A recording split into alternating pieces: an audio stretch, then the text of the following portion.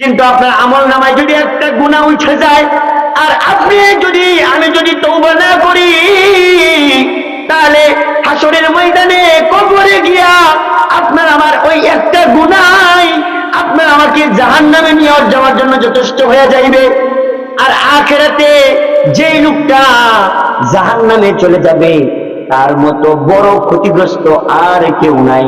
আর আখিরাতে যে লোকটাকে আল্লাহ পাক রব্বুল আলামিন জাহান্নামের আগুন থেকে নাজাত দিয়া, যেই আল্লাহ পাক রব্বুল আলামিন যেই বান্দাকে জান্নাতের মধ্যে আল্লাহ তাআলা ঢুকায়া দিবে, আল্লাহ পাক রব্বুল আলামিন ওই বান্দার ব্যাপারে বলেন, ফামান যুহজিহা আনিন নার ওয়া উদখিলাল জান্নাতা ফাকাদ ফাজ ওয়া মাল হায়াতুদ দুনিয়া ইল্লা মাতাউল গুরুর।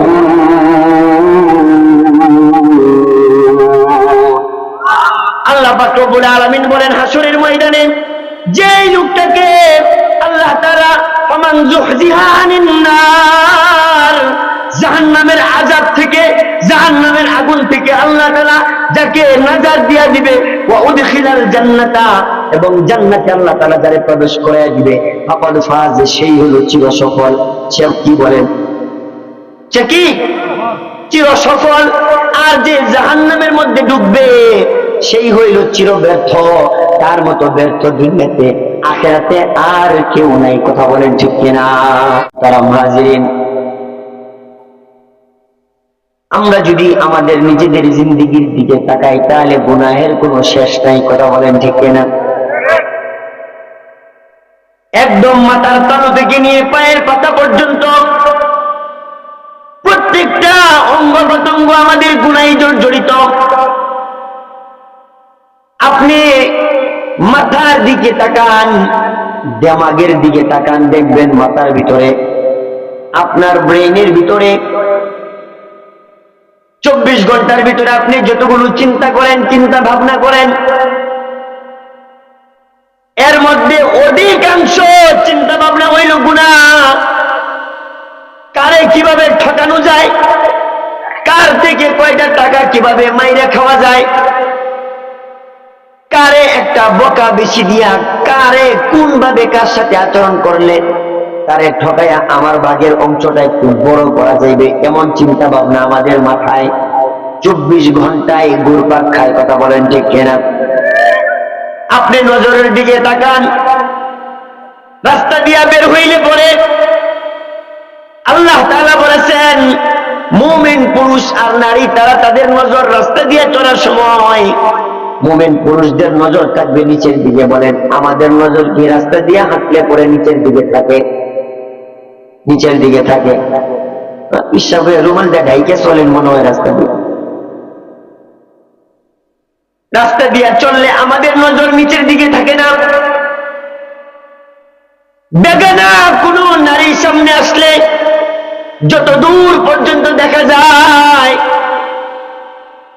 50 বছর 60 বছরের চাচাও যদি হয়, তাহলে ওই চাচা মিয়াও ওই বেগানা নারীর দিকে যতক্ষণ পর্যন্ত দেখা যায় ততক্ষণ পর্যন্ত তাকায় থাকে। এমন বৃদ্ধ বয়স্ক মানুষ আমাদের সমাজে আছে না নাই? আর যুবক কথা তো বলার কোনো দরকারই নাই, তারা তো পিছনেই যায়, যে লয় একটু ডেরিং মেরে আহি, পিছনে যায়, দেখি কোন দিকে যায়, কোন বাড়িতে উঠে। এত সুন্দর মহিলা তো এই এলাকায় এর আগে আর কখনো দেখি নাই। কোন বাড়ির মেহমান, চল একটু দেখে আসি, বিকাল বেলা পরে আমলে তার সাথে মজা লইবার। কথা বলেন ঠিক কিনা? তাইলে আমাদের নজর এটা কি গুনাহ মুক্ত নাকি গুনাহ যুক্ত? এরপরে আপনি আসেন কান। কান দিছে আল্লাহ তাআলা আল্লাহর কোরআনের তেলাওয়াত শোনার জন্য। কান দিছে আল্লাহ তাআলা আজকের এই তাফসীর মাহফিল, আজকের এই ইসলামী মাহফিল, ইসলামী মহাসম্মেলন, এই সম্মেলনে উলামায়ে কেরাম কথা বলবেন, তাদের জবানের কথাগুলো শোনার জন্য। কথা বলেন ঠিক কিনা? অথচ আমাদের এই যে দোকানগুলো দেখেন, প্রত্যেকটা দোকানে দোকানে টিভি না থাকলে দোকান চলে না।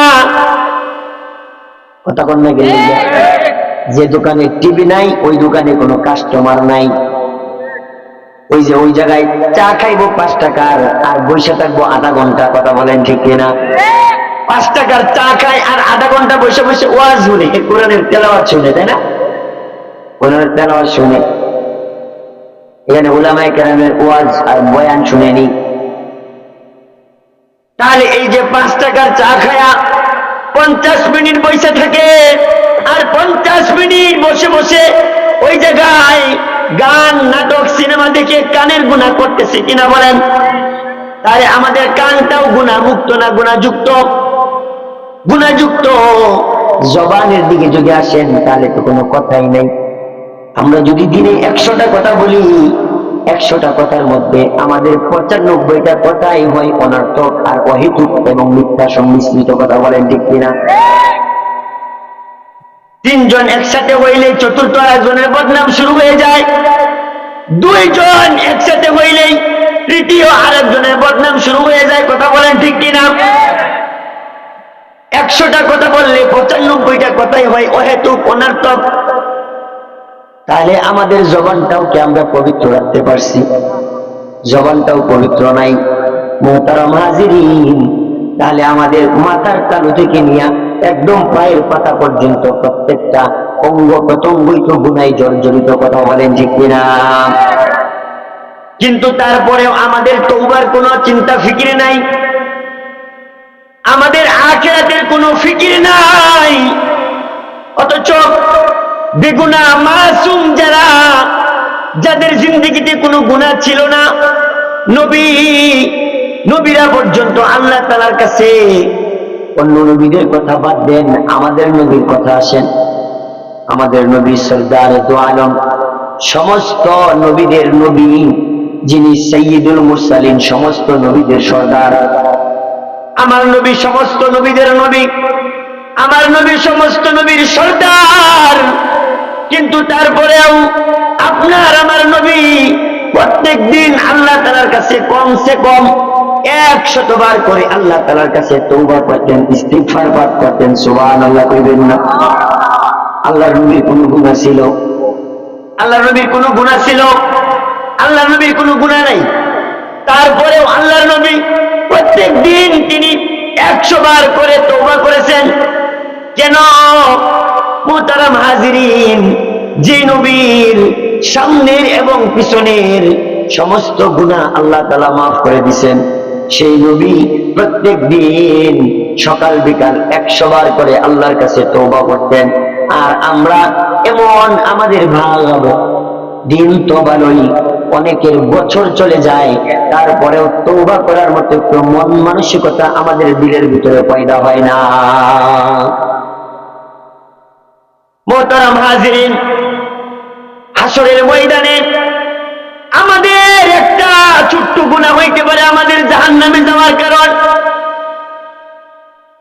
একটা মানুষ জাহান্নামী হওয়ার জন্য তার একটা কবিরা গুনাহই যথেষ্ট। জাহান্নামে যাওয়ার জন্য আপনার আমলনামা ভর্তি গুনার কোনো প্রয়োজন নাই। জাহান্নামে যাওয়ার জন্য আপনার পাহাড় পরিমাণ, সমুদ্র পরিমাণ গুনাহের কোনো প্রয়োজন নাই।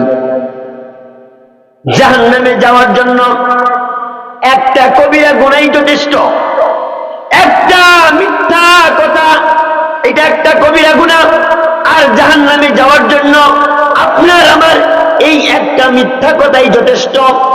অথচ চিন্তা করে দেখেন, আপনার আমার জিন্দেগিতে কত মিথ্যা কথা আমাদের আমলনামায় উঠে গেছে, কথা বলেন ঠিক কিনা? আপনার আমার আমলনামায় কত মানুষকে ঠকানোর গুনাহ উঠে গেছে। দোকানদারি করি, 1 গ্রাম 2 গ্রাম করে কম দেই, দোকানদারি করি, কাস্টমারকে 2 নাম্বার জিনিসটা 1 নাম্বার জিনিস বইলে তার কাছে বিক্রি করে দেই। এমন দোকানদার আমাদের বাজারে আছে না নাই?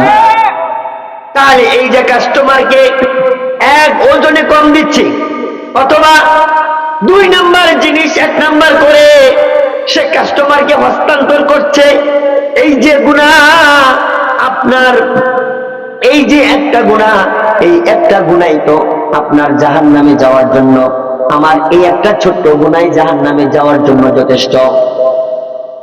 আর এরকম গুনাহ একটা না, আমরা আমাদের জিন্দেগিতে তাকাইলে হাজার হাজার গেছে। আমরা কিছু গুনাহ এমন করি যেগুলাকে কোনো গুনাহই মনে করি না। গীবত এমন একটা গুনাহ, আমরা একদম গীবতের মতো আপন মনে করে মজায় মজায় গীবত করি, একজন আরেকজনের বদনাম করি। কথা বলেন, এমন মানুষ আছে না নাই? খামাখা কোনো দরকার নাই। ওই যে মসজিদের বাইরের সামনে দোকানে বসছে, কেবল ইমাম সাহেবের পিছনে নামাজ পড়ে বাইর হইছে, নামাজ পড়ে বাইর হইয়া সামনে গিয়া বলে, হুজুরটা বেশি সুবিধা না, কয়দিন ধরে আচরণটা বেশি ভালো মনে হইতেছে না, নামাজের সূরা কেরাতে মনে হয় বেশি মনোযোগ নাই, কেমন জানি ছোট ছোট সূরা পড়ে, আর আচার ব্যবহার এখন আগের মতো না। বলেন, এমন কথা বলনেওয়ালা মুসল্লি আমাদের মহল্লায় আছে না নাই? অথচ উনি মনে করতেছে উনি জোরে জোরে কইব, ওই যে মোড়ে কোন এক দোকানে বসা, এই যে এখানে এক দোকান আছে, ওই বাজারে বসে বসা, যে না রে ইমাম সাহেব পাল্টে এলাম, বেশি সুবিধা না। 2-3 মাস ধরে কইতাছি, হ্যাঁ এখন ওটা ঠিকই করতে পারে নাই। কি পাক লইতেছে উনি, মনে হয় ইমাম সাহেবের কলজার ভিতরে ঢুকছে, দুইটা দেখছেন আমাদের কেরাতের ভিতরে ইমাম সাহেবের মনোযোগ আছে না নাই? মোহতারাম হাজিরিন, তাইলে বললাম আমাদের আমল নামায় এমন কোন গুণের অভাব নাই, তারপরেও তওবা করার কোন মন মানসিকতা আমাদের নাই। আজকের এই মাহফিলটা, এইখানে যদি মাহফিলের আয়োজন না হইতো, এখানে যদি একটা গানের আসর হইতো, যাত্রাপালা হইতো, তাইলে বলেন আজকে এই চিত্রটা কি এমন হইতো? আজকে মানুষের উপস্থিতিটা কি এমন হইতো? যদি ভাঙ্গা সাঙ্গা একবারেই অপরিচিত, চিনেই না এলাকার মানুষ, এমন একজন শিল্পী, এমন একজনটা আনছে, শুধু শুনছে যে অমুক জায়গায় গান হইতেছে রে, তাহলে দেখতেন একবারে হে পিচ্ছি পোলাবান গুলা, যেগুলা নাক দিয়ে চাপ দিলে দুধ বেরিব, এই পোলাবান গুলা সহ আমগো বুড়া বুড়া চাচারা দাদারা হেরা পর্যন্ত সামনে আয়া ভিড় করতো, যে আমি একটু দেখি রে ওই কেডা নাচে। কথা বলেন ঠিক কিনা? অথচ কোরআনের মাহফিল, এই জায়গায় মানুষের উপস্থিতি একেবারেই কম। তবে হ্যাঁ, আপনারা যারা আসছেন নিঃসন্দেহে আপনারা সৌভাগ্যবান, নিঃসন্দেহে আপনারা সৌভাগ্যবান। আল্লাহ তাআলা আপনাদেরকে পছন্দ করছে। হয়তোবা হাসরের মাঠে আল্লাহ তাআলা আমাদের আজকের এই ইসলামী মহাসম্মেলনটা আমাদের জন্য নাজাতের উসিলা হিসেবে কবুল করবেন, বলেন আমিন। হয়তোবা আল্লাহ তাআলা হাসরের ময়দানে নাজাত দেওয়ার জন্য তো আল্লাহ তাআলা উসিলা খুঁজবেন, উসিলা। আজকের এই মাহফিলটা যদি আল্লাহর দরবারে কবুল হয়ে যায়, তাহলে আল্লাহ তাআলা হাসরের ময়দানে বলবেন, ওই 2025 সনে 26শে জানুয়ারি ওই যে সালদিঘা বড় মসজিদের মাহফিলের প্যান্ডেলের ভিতরে কে আসছিল, নামটা দেখো, প্যান্ডেলের ভিতরে কে কে আসছিল শেষ পর্যন্ত নাম দেখো। যারা ছিল, আমি আল্লাহ তাআলা তাদের সবাইকে ওই মাহফিলকে কবুল করছিলাম, আর সেই উসিলায় সবাইকে আমি আল্লাহ তাআলা মাফ করে দিয়েছিলাম। সুবহানাল্লাহ। তাইলে বলেন, আপনারা যারা আছেন, আমরা যারা আছি, আমরা সৌভাগ্যবান কিনা? মুহতারাম হাজিরিন, যে আয়াতে কারিমা তিলাওয়াত করলাম, আল্লাহ পাক রব্বুল আলামিন এই আয়াতে কারিমার মধ্যে আমাদের মতো যারা বড় গুনাহগার, আমাদের মতো যারা নাফরমান, আমরা যারা কদমে কদমে আল্লাহর নাফরমানি করি, আমরা যারা নিঃশ্বাসে নিঃশ্বাসে আল্লাহর নাফরমানি করি, আমরা যারা প্রত্যেকটা অঙ্গ প্রত্যঙ্গ দিয়ে আল্লাহর নাফরমানি করি, আল্লাহ পাক রব্বুল আলামিন আমাদের মতো নাফরমানকে আল্লাহ পাক রব্বুল আলামিন এই আয়াতের মাধ্যমে আল্লাহ তাআলা আমাদেরকে সুসংবাদের বাণী শোনায়। মুহতারাম হাজিরিন, আমরা তো এমন একজন মালিক পাইছি, আমরা তো এমন একজন বিচারক পাইছি যার কোনো তুলনা নাই। দুনিয়ার আদালতের যারা বিচারক, দুনিয়ার আদালতে যারা বিচারক, দুনিয়ার ময়দানে গ্রামগঞ্জে যারা বিচার করে, তারা তো আসামিদেরকে খুঁজে শাস্তি দেওয়ার জন্য, কথা বলেন যে কিনা, তারা আসামিদেরকে খুঁজে শাস্তি দেওয়ার জন্য। আরে অনেক সময় তো আসামি হইতে হয় না, নির্দোষ মানুষকে তারা ধরে নিয়ে শাস্তি দেয়। কথা বলেন ঠিক কিনা? আমাদের সমাজের বিচারক গুলা, আমাদের সমাজে যারা সালিশ করে, বৈঠক করে, আমাদের সমাজের মাতাব্বর গুলা, এরা অনেক সময় টাকা পয়সা খায়া, যে আসলে মাজলুম, যে যার কোনো দোষ নাই, তারা টাকা খায়া এমন নির্দোষ মানুষকেও অনেক সময় অপরাধী বানায়া এরেও শাস্তি দেয়, এমন মাতাব্বর এলাকায় আছে না নাই? তাই দুনিয়ার একদম ছোট থেকে নিয়ে সর্বোচ্চ আদালত পর্যন্ত যারা বিচারক আছে, তারা তো আসামি খুঁজে, তারা পুলিশ দিয়া ওয়ারেন্ট জারি কইরা, তারা গোয়েন্দা লাগায়া, তারা আসামি রাতের বেলায় ঘুম থেকে ঘরের মধ্যে থেকে ধইরা নিয়ে যায়, তারা ধইরা নিয়ে শাস্তি দেওয়ার জন্য। কথা বলেন ঠিক কিনা? কিন্তু আপনার আমার মালিক আল্লাহ এমন একজন মালিক, এমন একজন বিচারক, যিনি আসামি খুঁজে কোন শাস্তি দেওয়ার জন্য না, যিনি আসামি খুঁজে মাফ করে দেওয়ার জন্য। আল্লাহু আকবার! চিল্লায়া বলেন আল্লাহু আকবার! আপনার আমার মালিক এমন মালিক, যিনি আসামি খুঁজে শাস্তি দেওয়ার জন্য না, যিনি আসামি খুঁজে মাফ করে দেওয়ার জন্য। সুবহানাল্লাহ!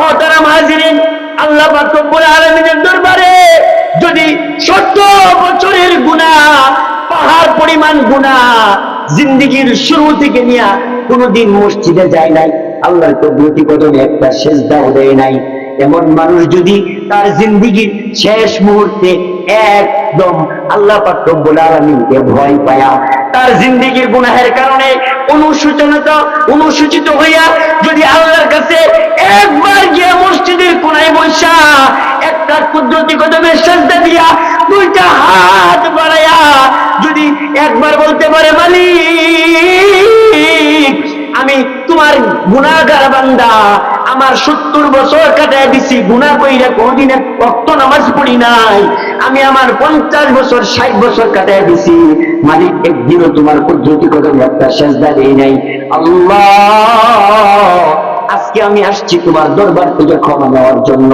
আল্লাহ রাসূল বলেন, আল্লাহর ওই বান্দার ক্ষমা চাইতে দেরি হবে, আল্লাহ তারে ক্ষমা করতে দেরি করবেন না। আল্লাহ পাক রব্বুল আলামিন আমাদের মতো গুনাহগারদের জন্যই যে আয়াতে কারিমা তেলাওয়াত করলাম, এই আয়াতে কারিমার মধ্যে বলেন, قل يا عبادي الذين أسرفوا على أنفسهم لا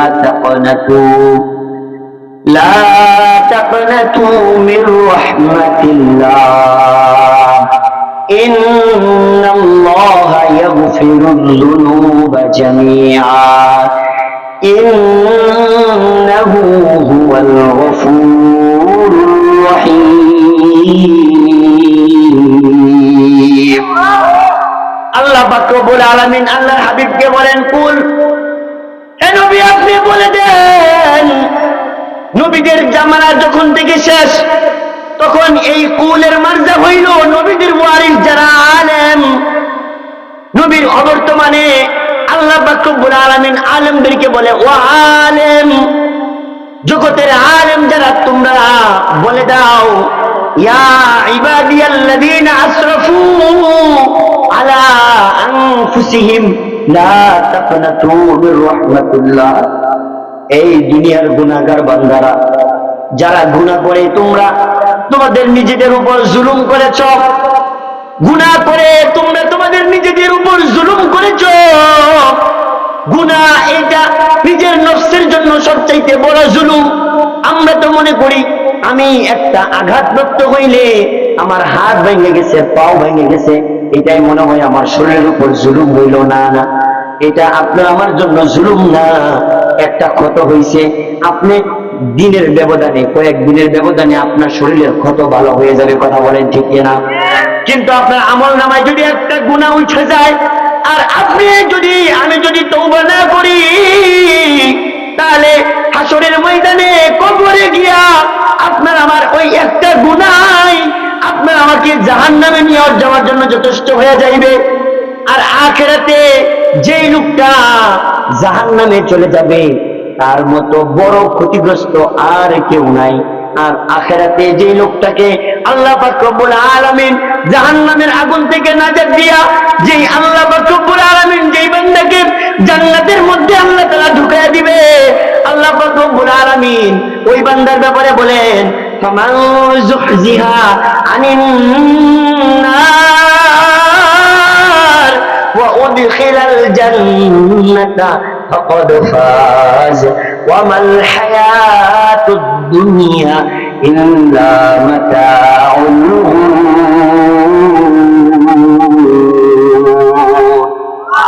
আল্লাহ পাক রব্বুল আলামিন বলেন হাসরের ময়দানে যে লোকটাকে আল্লাহ তাআলা ফামান যুহজিহা আনিন নার, জাহান্নামের আযাব থেকে, জাহান্নামের আগুন থেকে আল্লাহ তাআলা যাকে নাজাত দিয়া দিবে, ওয়া উদখিলাল জান্নাতা, এবং জান্নাতে আল্লাহ তাআলা যারে প্রবেশ করায় দিবে, ফাকাদ ফাজ, সেই হলো চিরসফল।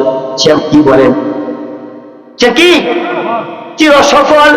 আর যে জাহান্নামের মধ্যে ডুববে সেই হইল চির ব্যর্থ। তার মতো ব্যর্থ দুনিয়াতে আখিরাতে আর কেউ নাই। কথা বলেন ঠিক কিনা? মুহতারাম হাজিরিন, এই জন্য আল্লাহ পাক রব্বুল আলামিন বলেন, এই আমার বান্দারা, নবীর অবর্তমানে আলেমরা আপনারা বলে দেন, তোমরা বলে দাও আমার ওই সমস্ত বান্দা যারা গুনাহ করে নিজেদের উপর জুলুম করেছে, গুনাহ করে যারা নিজেদের উপর জুলুম করছে, পাহাড় পরিমাণ গুনাহ করছে, সমুদ্র পরিমাণ গুনাহ করছে, আসমান আর জমিনের মধ্যে, এই যে আসমান আর জমিনের মাঝখানে যতটুকু ফাঁকা আছে তার গুনার দ্বারা এই ফাঁকাটা ভরে যাবে। যদি এত বেশি পরিমাণ গুনাহ সে করে, তাহলে তার ব্যাপারে আমি আল্লাহর পক্ষ থেকে, আমি বিচারকের পক্ষ থেকে তারে ঘোষণা শুনে দেন, লা তাকনাতু মির রাহমাতিল্লাহ,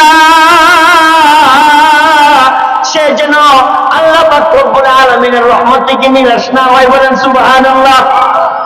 আল্লাহ পাক রব্বুল আলামিন বলেন পাহাড় পরিমাণ গুনাহ করলেও আমার রহমত থেকে যেন নিরাশ না হয়, কারণ পাহাড় পরিমাণ গুনাহ যদি নিয়ে আসে, আল্লাহ পাক রব্বুল আলামিন বলেন ইন্নাল্লাহা ইয়াগফিরুয যুনুবা জামিআ, কারণ আল্লাহ পাক রব্বুল আলামিন ইন্নাল্লাহা, নিশ্চয়ই আল্লাহ, ইয়াগফিরুয যুনুবা জামিআ, ওই পাহাড় পরিমাণ গুনাহগারের তার জিন্দেগীর সমস্ত গুনাহগুলো মাফ করে দিবেন যিনি, তিনি কে? মুহতারাম হাজিরিন, এই জন্য আল্লাহ পাক রব্বুল আলামিন বলেন তারে নৈরাশ হইতে, নৈরাশ যেন না হয় এই সুসংবাদটা শোনায়া দেন। নিরাশ হওয়া এইটা তো ইবলিসের কাজ, শয়তান নিরাশ হয়ে গেছে, এই কারণেই সে এত বড় আল্লাহ তাআলার রহমত থেকে সে বঞ্চিত হয়ে গেছে। কথা বলেন ঠিক কিনা? আপনারা আমার আগে একজন আলোচক থেকে শুনেছেন ইবলিসের কাহিনী, সে কিভাবে ইবলিস হইল। শেষ পর্যন্ত মুফাসসিরিনে কেরাম বলেন আল্লাহ তাআলা তার এই সুযোগটুকু তাকে দিয়েছিলেন যে ওই আদমকে সরাসরি সিজদা করো নাই, আচ্ছা যাও আদমের কবর রূপে গিয়ে একটা সিজদা দেয়া হোক, তাইলেও তোমারে কি করবো, মাফ করে দেবো। কিন্তু না না, সে সিজদা করে নাই, আল্লাহর রহমত থেকে নিরাশ হয়ে গেছে। শেষ পর্যন্ত যে এখন গেলে আল্লাহ মাফ করবো মনে হয় না, আগে কইছে এই সময় করি নাই, আর এখন গেলে কি আর মাফ করবো? এই যে নিরাশ হয়ে গেছে, তো আল্লাহ তাআলা তারে চিরস্থায়ী ভাবে আল্লাহর রহমত থেকে মাহরুম করে দিছেন। তো মাহরুম হওয়া, নিরাশ হওয়া, এটা কার গুণ বলেন? এটা শয়তানের গুণ। আর আল্লাহর রহমতের আশা করা এটা হইল মুমিনের গুণ। আল্লাহ রাসূল বলেন আল জান্নাতু বাইনাল আল ঈমানু বাইনাল খাউফি ওয়ার রাজা, ঈমান হইল কোন গুনাহ হয়ে গেলে আল্লাহর প্রতি ভয় করা, আল্লাহকে ভয় করা, আবার আল্লাহ তাআলার কাছে আল্লাহর সন্তুষ্টি এবং আল্লাহর জান্নাতের আশা করা। এই যে আল্লাহর ভয় এবং আল্লাহর কাছে জান্নাতের আশা করা, এই আশা আর ভয়, এই দুইটার মাঝেই হইল ঈমান। বলেন সুবহানাল্লাহ। মুহতারাম হাজিরিন, আমাদের দ্বারা গুনাহ হয় স্বাভাবিক, গুনাহ হওয়াটাই স্বাভাবিক, কিন্তু গুনাহ হওয়ার পরে সাথে সাথে তাৎক্ষণিকভাবে আল্লাহ তাআলার কাছে তওবায় নিয়োজিত হওয়া এবং আল্লাহর কাছে আল্লাহকে ভয় করে তওবা করা এবং আল্লাহর কাছে জান্নাতের আশা করা, এটাই হলো একজন মুমিনের সিফাত, এটাই হলো একটা মুমিনের সিফাত, একটা মুমিনের গুণ। অথচ আমরা যারা এখানে আছি আমরা শুধু আল্লাহর কাছে বিশাল বড় আশা করেই বয়ে রয়েছি যে মুসলমানের ঘরে জন্ম নিয়েছি, আল্লাহ তো কোনো একদিন জান্নাত দিবই। কথা বলেন ঠিক কিনা? এই আশা কইরা অনেক মানুষ বয়ে রয়েছে। কথা বলেন ঠিক কিনা? না না না, এই আশা কইরা বসে থাকলে কাজ হবে না, কোনো কাজ নাই। আপনি যদি এই মুহূর্তে মারা যান তাইলে আপনি আপনার আমল নামায় দেখেন কয়েকটা নামাজ আপনি পড়ছেন। আল্লাহ রাসূল বলেন আউয়ালু মা ইউহাসাবু বিহিল আবদু ইয়াউমাল কিয়ামাতিস সালাহ। মরার পরে আল্লাহ তাআলা সবার আগে বান্দার কাছ থেকে কিসের হিসাব নেবেন? বলেন, কিসের হিসাব নেবেন? নামাজের হিসাব নেবেন। এবার বলেন নামাজের হিসাব আল্লাহ রাসূল সাল্লাল্লাহু আলাইহি ওয়াসাল্লাম বলেন ফাইন সলুহা সাইরু আমালিহি, যদি কারো নামাজের হিসাব সঠিক হয়ে যায় তাহলে আল্লাহ তাআলা তার বাকি সমস্ত হিসাব অটোমেটিকলি কুদরতিভাবে সহজ করে দিবেন। আর যদি ওইন ফাসাদা সাইরু আমালিহি, আর যদি নামাজের হিসাবটা তার গড়মিল হয়ে যায় তাহলে আল্লাহ পাক রব্বুল আলামিন ওই বান্দার বাকি জিন্দেগীর সমস্ত আমলগুলোর ভিতরে আল্লাহ কঠোরতা আরোপ করে দিবেন। এই যে এখানে যারা আছেন আপনি একটু চিন্তা করেন ভাই, আপনার জিন্দেগিতে কয় ওয়াক্ত নামাজ আপনি পড়ছেন? এমন অনেক মুসল্লি আছে শুক্রবারে জুমার নামাজ ছাড়া তার আমল নামায় কোনো নামাজ নাই। বলেন আছে না নাই? শুক্রবারে জুমার নামাজ শুধু জুমার মধ্যে, তাও আবার শুধু 2 রাকাত ফরজ নামাজ। জুমার কাবলার জুমার 4 রাকাত ওইটাও নাই, বাদার জুমার 4 রাকাত ওইটাও নাই। কথা বলেন ঠিক কিনা? শুধু খুতবার আগে রঙ্গিনা মুসা কইরা যাইব। একবারে শুক্রবারে আজান দেওয়ার পরেও তার কাজ বন্ধ হয় না, ওই যে ক্ষেত লাগাইতে আছে।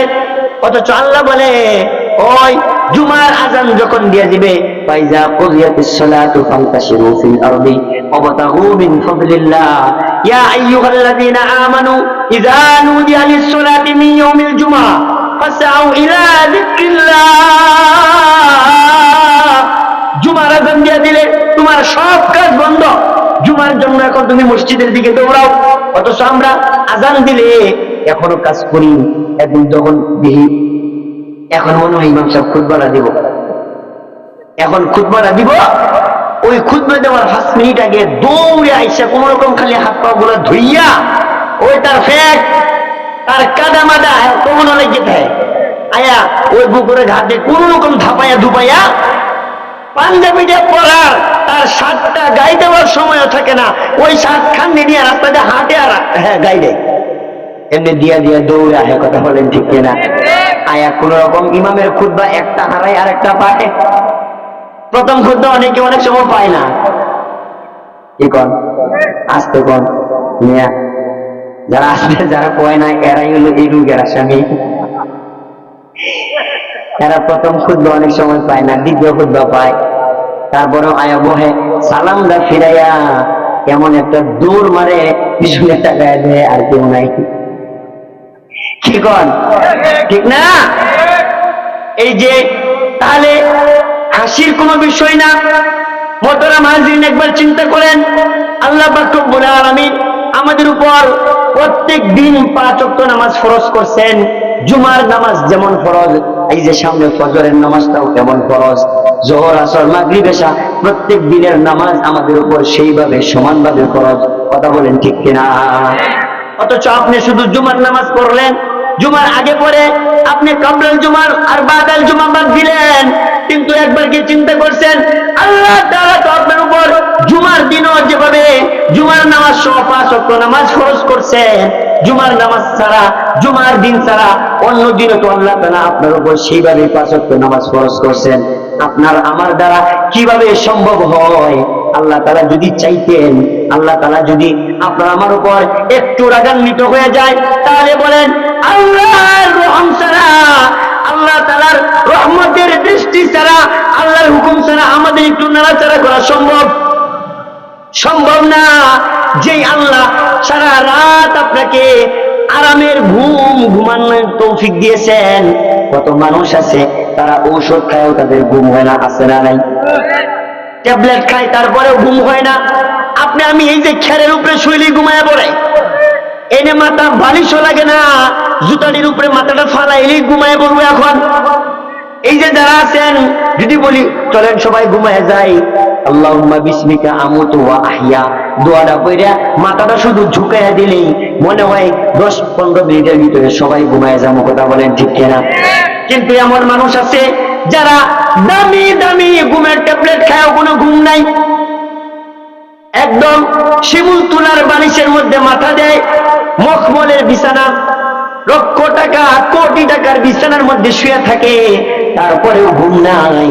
কিন্তু আল্লাহ তাআলা আল্লাহর রহমত দিয়া আপনারে আমারে সারাদিন কাজ করছি, কামলা খাটছি, ক্ষেত লাগাইছি, সারাদিন দোকানদারি করছি, গাড়ি চালাইছি, সারাদিন ব্যবসা বাণিজ্য করে রাতের বেলায় শুইছি।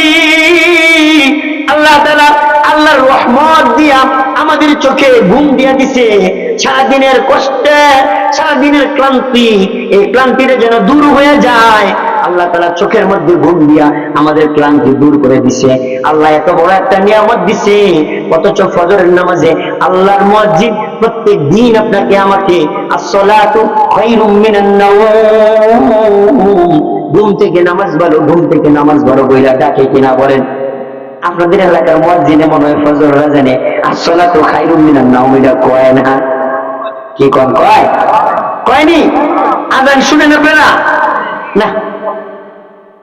এই যে গত ফজরের নামাজ জিজ্ঞেস একটা গেছে না, এই ফজরের নামাজ যদি জিগাই কয়জনে পড়ছেন হাত করে উঠবো। গত ফজরের নামাজ কয়জনে পড়ছেন যদি জিগাই তাহলে হাত উঠবো। আমার মনে হয় কম, ঠিক না? ঠিক। আমি যদি বলি আজান শুনছিলেন কয়জন? হ্যাঁ, আজান সবাই শুনছেন না? সবাই আজান শুনছেন কিন্তু মসজিদে যান নাই। তার মানে আপনি কি বুঝাইলেন? আল্লাহ মুয়াজ্জিন আজান দিছে, তার কাম সে করছে, মাঝখানে আমার ঘুমের মধ্যে একটু ডিস্টার্ব করছে, থাক, যেহেতু মুয়াজ্জিন তারে কিছু কোন যাব না, কইলে এলাকার মানুষ আমার জুতাইবো, এই কারণে তারে কিছু তো কইতে পারলাম না, মনে মনে একটা রাগ নিয়ে আপনি আবার ঘুমায় পড়েন। এমন মানুষ আছে না নাই? তাইলে আপনি বুঝাইতে চাইলেন কি আল্লাহরে যে আল্লাহ সারা রাত আপনি আমার ঘুম দিচ্ছেন, ভালো করছেন, ধন্যবাদ, থ্যাংক ইউ, কিন্তু আমার ঘুমটা আমি ঘুমাই, সকালে আমার আবার কামলা দিতে হইব। কথা বলেন ঠিক কিনা? এই যে আপনার আমার যে এরকম একটা অবহেলা অবহেলা ভাব, আল্লাহ তাআলা যদি চান যে বান্দা তুই যে সকালবেলা কাম করার চিন্তা ভাবনা করতেছ, আমি আল্লাহ তোমার এই ফজরের নামাজ না পড়ার কারণে আমি আল্লাহ তোমার শরীরটারে প্যারালাইজড বানাইয়া তোমারে আজীবনের জন্য বিছানায় পাড়ায় রাখবো, কোনোদিন কাজ করতে পারবা না। বলেন আল্লাহ যদি চাই তাহলে এমনটা করতে পারবে কিনা? আল্লাহ যদি চায় আপনারে আমারে বিছানার মধ্যে ফালায় রাখতে পারেন। আল্লাহ পাক রব্বুল আলামিনের এত এত নিয়ামত ভোগ করে, আল্লাহ পাক রব্বুল আলামিনের শত হাজার নিয়ামত আল্লাহ তাআলা আপনাকে আমাকে দিয়েছেন। আল্লাহ পাক রব্বুল আলামিন বলেন ওয়া ইন তাউদ্দু নি'মাতাল্লাহি লা তুহসুহা, আল্লাহ তাআলার নিয়ামত আপনি যদি গণনা করে শুরু করেন তাহলে আল্লাহ তাআলার নিয়ামত আপনি গণনা করে কোনোদিন শেষ করতে পারবেন না। আল্লাহ আমাকে চোখ ঠিক রাখছে, আমাদের মতো বয়স্ক শরীর সুঠাম দেহের অধিকারী, তার সবকিছু ঠিক আছে কিন্তু আল্লাহ তার নজর দেয় নাই, দৃষ্টিশক্তি দেয় নাই, এমন মানুষ আছে না নাই? সব ঠিক আছে কিন্তু পাগল, তার ব্রেনটা উল্টা পাল্টা কাজ করে, আবল তাবল বলে, পাগলামি করে, এমন মানুষ আছে না নাই? মুসলমান ভাই একবার চিন্তা করেন, আল্লাহ পাক রব্বুল আলামিন আপনার আমার সবকিছু ঠিক রাখছে, এমন অনেক মানুষ আছে যাদের সবকিছু ঠিক আছে কিন্তু একটা পাও নাই, এমন মানুষ আছে না নাই? তাহলে আল্লাহ তাআলা যদি চাইতেন আপনাকে আমাকে তার মতো বানাইতে পারতেন কিনা বলেন? কিন্তু আল্লাহ তাআলা আপনার আমার সবকিছু দিছে, সব নিয়ামত দিছে, তারপরেও আল্লাহ পাক রব্বুল আলামিনের হুকুমগুলোর সামনে আমাদের কোনো কদরদারি নাই, আল্লাহ তাআলার আদেশ নিষেধগুলো মানার ব্যাপারে আমাদের কোনো গুরুত্বারোপ নাই। মুহতারাম হাজিরিন, মুআজ্জাজ মুসল্লিয়ানে কেরাম, আল্লাহ পাক রব্বুল আলামিন এই কারণে বলেন হে নবী, আপনি আমার গুনাহগার বান্দা যারা আছে তাদেরকে বলে দেন তারা যেন পাহাড় পরিমাণ গুনাহ করার পরেও যেন আমি আল্লাহর রহমত থেকে নিরাশ না হয়। মুহতারাম হাজিরিন, আজকের এই যে মাহফিল, আজকের এই মাহফিল থেকে আপনি যদি এই ওয়াদা বদ্ধ হয়ে যেতে পারেন, আজকে যদি আপনি এতটুকু শিক্ষা নিয়ে যাইতে পারেন যে আল্লাহ, আজকের এই মাহফিলের পরে সামনের যে ফজরের নামাজ আসতেছে, আমি তওবা করলাম, আমি আর কোনোদিন ফজর থেকে শুরু করব, আমি এক ওয়াক্ত নামাজও কাজা করব না।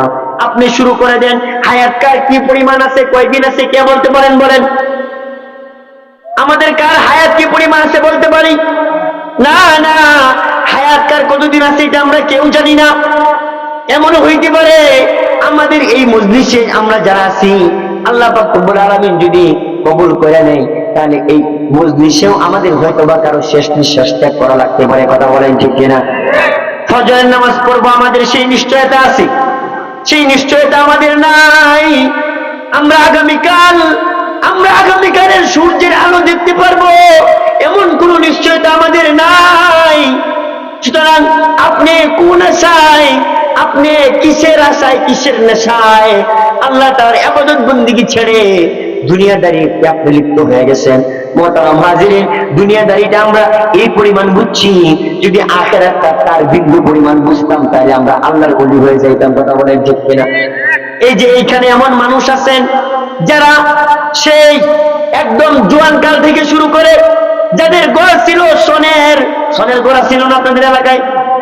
প্রত্যেক বছর একবার করে চাইতেন, বর্ষাকাল পার হয়ে গেলে আবার বৈশাখ জ্যৈষ্ঠ মাস আসলেই আমাদের ঘরগুলো আবার নতুন করে চাইতে হইতো। কথা বলেন ঠিক কিনা? এই যে নতুন করে চাইতে হইতো ডেঙ্গা দিয়া, আবার এক বছর যাইতো, আবার আমাদের চাইতে হইতো। চিন্তা করেন, এমন মানুষ এখানে আছেন, সোনের ঘরের উপর মেহনত করতে করতে ভালো লাগে না। এক সময় আপনি কষ্ট কইরা, অনেক রোজগার কইরা আপনার সোনের ঘরটারে আপনার টিনের ঘর বানাইছেন, এমন মানুষ আছে না নাই? এখন আর প্রত্যেক বছর পাল্টানো লাগে না, প্রত্যেক বছর পাল্টাইতে হয় না। এখন একবার টিন দিয়ে বেড়া দিচ্ছেন, উপরে টিনের চাল দিচ্ছেন, চাল দেওয়ার পরে 5-7 বছর চলে গেছে। কথা বলেন ঠিক কিনা? 5-7 বছর চলে গেছে, এখন টিনের মধ্যে জং ধরছে, আর আপনার চেষ্টা করলো যে না, এখন টিনে দেখা যায় জং ধরে ফেলাইছে, এখন আর টিন চলে না। এলাকার অনেক মানুষ তারা এখন বিল্ডিং করতেছে, 2তলা করতেছে, 3তলা করতেছে। আমার তো আর টিন ভালো লাগে না, এখন আমার 2তলা 3তলা করতে হইব। ওই লোকটা যে সোনের ঘর ছিল, সেই সোনের ঘরের উপর মেহনত করে টিনের ঘর বানাইছে, আর টিনের ঘরের উপর মেহনত করে করে সেই একই লোক যে দুনিয়াদারি করে করে, রুজি রোজগার করে করে, সে তার ওই টিনের ঘরটারে হাফ বিল্ডিং এ রূপান্তর করছে। কথা বলেন, এমন মানুষ আছে না নাই? এখন আর হাফ বিল্ডিং ভালো লাগে না, ছাদ লাগবো, ছাদের উপরে বয়ে বাতাস খাইবো। তার খুব আশা লাগছে যে মরার আগে আমি একটা ছাদ করে ছাদের উপরে চেয়ার ডাফা জানি একটু কাইট দিয়া বুঝতে পারি, ছাদের উপর বইয়া আমি সিঁড়ি বইয়া উঠবো, আর ছাদের উপরে বইয়া দেখবো ছাদের থেকে নিচে পেড়া খেত নিতেছে, আমি দিকে দিকে মজা লবো। আর সাদারকে ডাকি, ওই কিরে খেত লাগাসনি, এখনো লাগানি শেষ হয় না, ছাদে আয় একটু গপ্প মারাই। বলেন এমন শখ জাগে কিনা? ওই একই লোক সোনের ঘরের টিন বানাইছে, মেহনত কইরা টিনের ঘরে হাফ বিল্ডিং বানাইছে, আর হাফ বিল্ডিং এর পরে এখন তার ছাদের আশা জাগছে।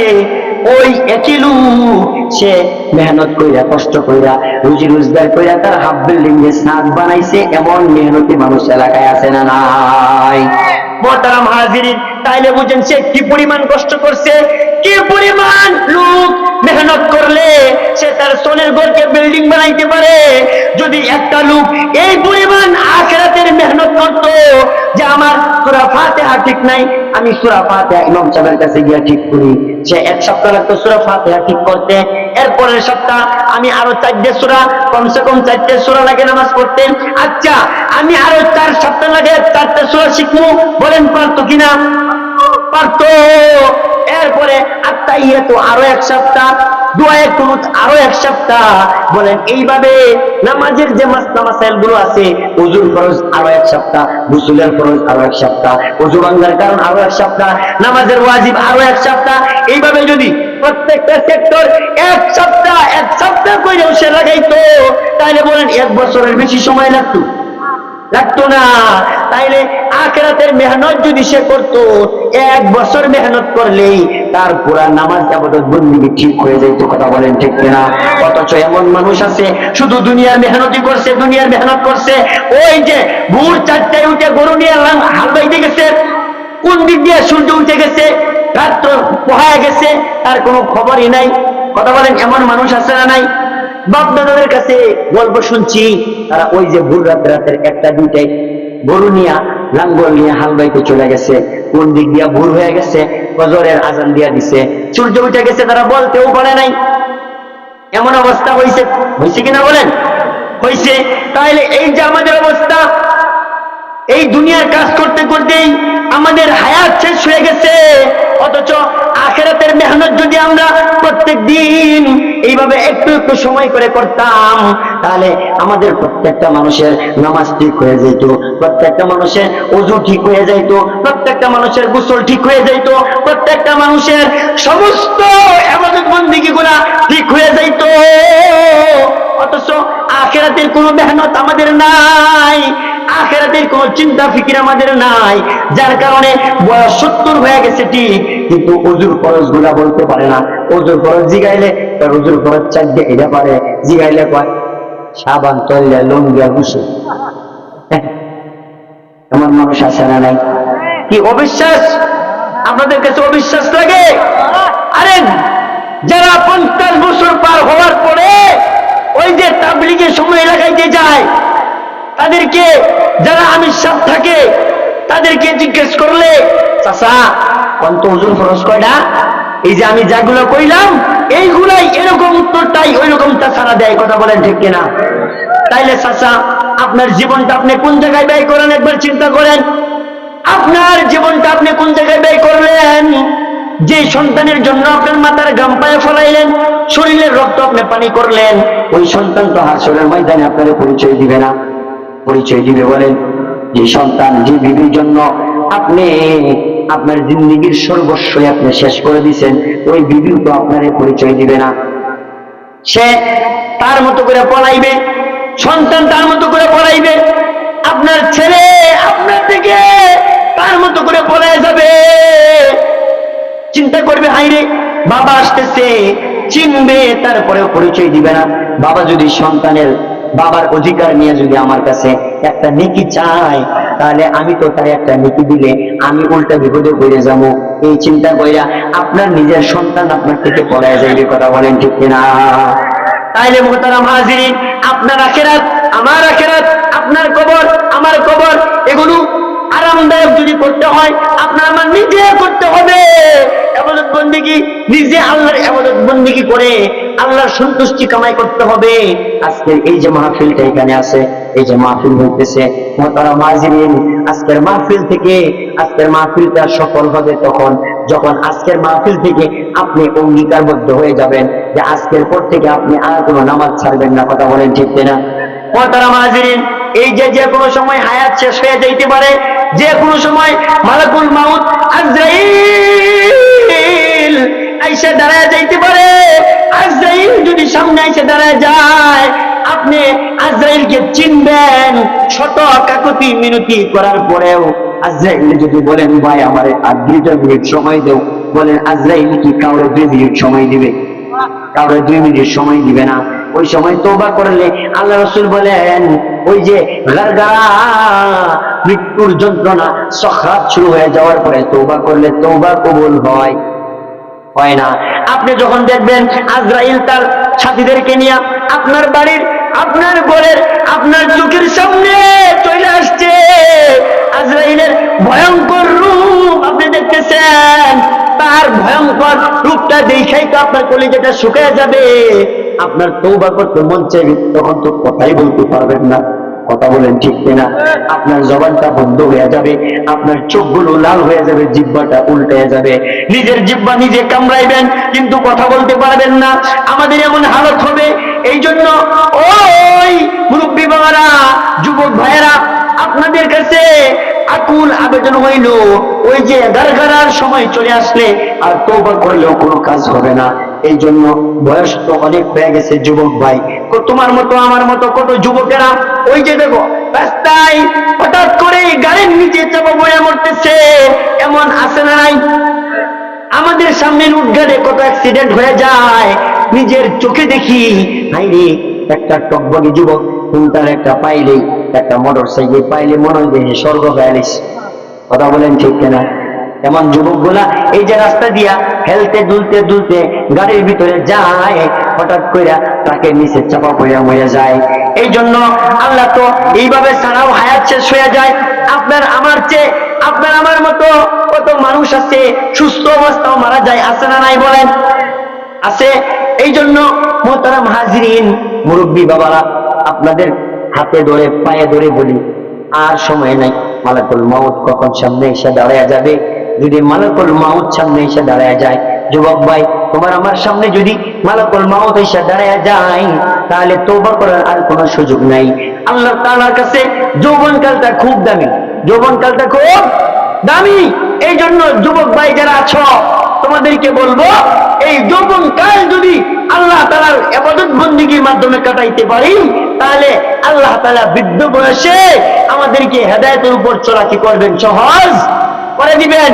আর বাবা যারা আছি হায়াতের, এখন যে হায়াতগুলো, এগুলো তো বোনাস। এগুলা কি বোনাস? যাদের 60-65 বছর পার হয়ে গেছে, এখন আপনারা যারা আছেন, আপনাদের এখনকার হায়াতটা হইল কি? বোনাস। বোনাস বোনাস পাইতেছেন। এই জন্য আমাদের জিন্দেগির প্রতিটা মুহূর্ত আল্লাহ তাআলা এই যে আমাদেরকে সামনে 1 মিনিট দিচ্ছেন, এটা আপনি মনে করেন না যে কালকে সকালে ক্ষেত রুইবার লেগে আল্লাহ তাআলা দিতেছে। না না না, আল্লাহ তাআলা আমাদের হায়াতের একটা মুহূর্ত সামনে বাড়াইয়া দিতেছেন। কেন? কারণ হইল আপনার আমার জিন্দেগির যে গুনাহগুলো আছে, সেই গুনাহগুলোর জন্য আমরা যেন তওবা করে নিজেকে মাফ করাইয়া আল্লাহ তাআলার কাছ থেকে, দুনিয়া থেকে বিদায় হইতে পারি।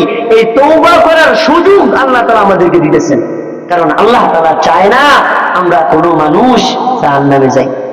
আল্লাহ আমাদের কাউকে জাহান্নামে দিতে চান না। এই কারণে প্রত্যেকটা মানুষের জন্য আল্লাহ তাআলা একটা করে জান্নাত আর একটা করে জাহান্নাম বানাইছে।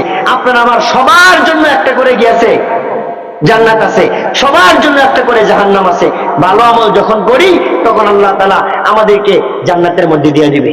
আর যখন আপনার আমার বদামলের কারণে জাহান্নামে যখন আল্লাহ তাআলা ঢুকাইবেন, তখন সবাইকে সবার ওই যে জান্নাতটা সামনে দেখাবে, বলবে, ওই দেখ, তোর জন্য আমি এই জান্নাতটা বানায় রাখছিলাম, কিন্তু তুই গুনাহ করার কারণে, তোর নাফরমানির কারণে, আজকে তোর বদামলের কারণে তোমাকে আজকে জাহান্নামে যাইতে হচ্ছে। আর ওই যে দেখো, তোমার জন্য যে জান্নাত রাখছিলাম, ওই জান্নাতটা তোমারে দেওয়ার পরিবর্তে আমি অন্যজনকে দিয়ে দিতেছি। এই জন্য মুআজ্জাজ মুসল্লিয়ানি কেরাম, যুবক ভাইয়েরা, যে হাদিসটা পড়েছিলাম, আল্লাহ রাসূল বলেন, আত্তাইবু মিনাজ যামবি কামান লা যামবা লাহু, যে গুনাহ থেকে তওবা করে, সেই গুনাহ থেকে তওবাকারী মানুষটা হইল এমন, কামান লা যামবা লাহু, যেন তার কোনো গুনাহ নাই, যেন তার কোনো গুনাহই নাই। এই জন্য তওবা করে আমরা যদি তওবাতান নাসুহা না করে আমরা মৃত্যুবরণ করি, জানি না আল্লাহ তাআলা আমাদের কি ফয়সালা করবেন। তবে সবসময় চেষ্টা করবেন তওবা করে যেন আমরা দুনিয়া থেকে বিদায় হইতে পারি। তাহলে যদি তওবা করে আমাদের গুনাহগুলোর ক্ষমা চেয়ে দুনিয়া থেকে যাইতে পারি, তাহলেই আল্লাহ পাক হয়তোবা আল্লাহ তাআলার রহমত দিয়া আমাদেরকে কোনো এক ওসিলায় কি করবেন? তিনি জান্নাত দিবেন। আল্লাহ হিসাব নিলে কারো পক্ষে জান্নাতে যাওয়া সম্ভব? আল্লাহ রাসূল বলেন, যার কাছ থেকে আল্লাহ হিসাব নিবেন তার জান্নাতে যাওয়া সম্ভব না। হিসাব দিয়া জান্নাতে যাওয়া আপনার আমার কারো পক্ষেই সম্ভব না। এই জন্য 5 ওয়াক্ত নামাজ আজকে থেকে ইনশাআল্লাহ সবাই পড়ব তো ইনশাআল্লাহ। আল্লাহ পাক রব্বুল আলামিন আমাদের সবাইকে আজকে থেকে 5 ওয়াক্ত নামাজ প্রত্যেক দিন সময় মতো মসজিদে গিয়ে জামাতে তাকবীরে উলার সাথে আদায় করবো ইনশাআল্লাহ। আগে আমাদের নামাজ, তারপরে কি দুনিয়াদারি, তারপরে কাজ করবেন। নামাজ পড়লে আপনি কাজের বরকত দিবে আল্লাহ তাআলা। কথা বুঝতে পারছেন? অনেক সময় আমরা মনে করি যে নামাজ পড়লে মনে হয় আরে আধা ঘন্টা সময় যাইবো গা। না না না, আপনি পরীক্ষা করে দেখেন। আপনি একটা কাজ বন্ধ করিয়া দুইজনে একসাথে কাজ করতেছেন। আপনি কাজ বন্ধ করিয়া নামাজ পড়তে আসছেন, জোহরের নামাজ পড়ে গিয়া আপনি আবার ক্ষেত লাগাইতে শুরু করবেন। যে নামাজ পড়ে নাই, বেলা শেষে দেখবেন আপনি নামাজ পড়িয়া এসে যে পরিমাণ লাগাইছেন, ওই যে নামাজ পড়ে নাই সে আপনার চেয়ে বেশি লাগাইতে পারে নাই। কথা বলেন ঠিক না? সেই বরকত, সময়ের মধ্যে বরকত, আপনার কাজের মধ্যে বরকত আল্লাহ তাআলা কি করবেন? দিয়ে দিবেন। এই জন্য নামাজ আমরা আজকে থেকে এক ওয়াক্ত ছাড়বো না ইনশাআল্লাহ। ইনশাআল্লাহ ফজরের নামাজ সবাই আজকে মসজিদে পড়বেন। যদি আজকে ফজরের নামাজ না পড়েন তাহলে এত ওয়াজ শুনে ওইগুলা কি বলেন বলবো আল্লাহ আজকে রাতে তাজা ওয়াজ গুলা শুনছে, তারপরেও আজকে মসজিদে লোক নাই। যাই হোক, মুআজ্জাজ মুসল্লিয়ানি কেরাম, আল্লাহ পাক রব্বুল আলামিন যেন আমাদের সবাইকে সবসময় আল্লাহর সমস্ত হুকুম আল্লাহ রাসূলের তরিকায় মেনে চলার তৌফিক দান করেন। সেই তৌফিক যেন আল্লাহ তাআলা আমাদের সবাইকে দেন। গুনাহ হয়ে গেলেই যেন আমরা তওবা করতে পারি।